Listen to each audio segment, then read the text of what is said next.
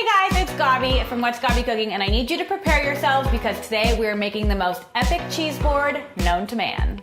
Okay, first things first, all the things, literally all the things. We have some cheeses, we have some meats over here, and then all the kind of add-ins that really make a cheese board pop. First thing we're gonna start with is placing the cheeses. So when you're looking for cheeses at the grocery store, make sure you get kind of a variety of flavors and textures and all that.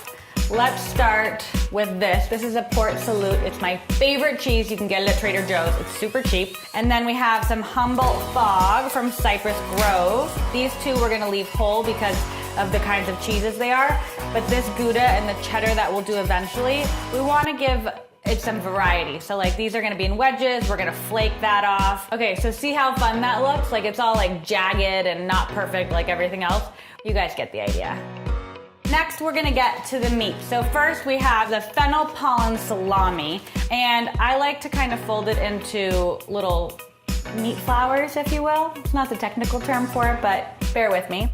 And then maybe over here, I'm just gonna put this fig jam to kind of keep that in place. Okay, next, let's do some more meat.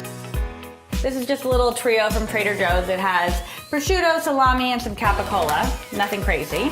We're going to take the prosciutto first, and we're just gonna kind of loosely pile it up. We'll do some of the salami. More is more. That's kind of the theme for my cheese boards. I want it to be super abundant always. And then we'll do one last kind of meat. Next, I feel like we should put some crackers on here. I have regular wafers, and then we'll grab another kind of cracker. These are those Rain Coast Crisps, and they're delicious. They have like little dried figs in them. And then maybe we'll bring in some grapes.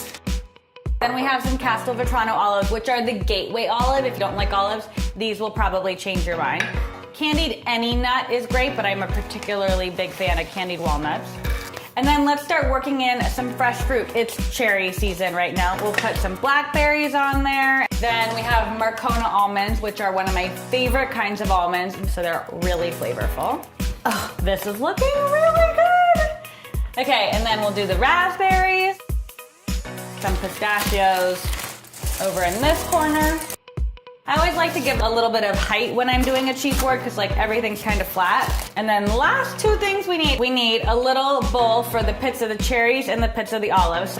And here's what you do when you're hosting. You take one for the team and eat an olive, take the pit and put it in there so everyone knows that's what it's for. So last thing is putting knives in these two big wedges of cheese, and that way everybody knows what to do and they can kind of choose their own adventure.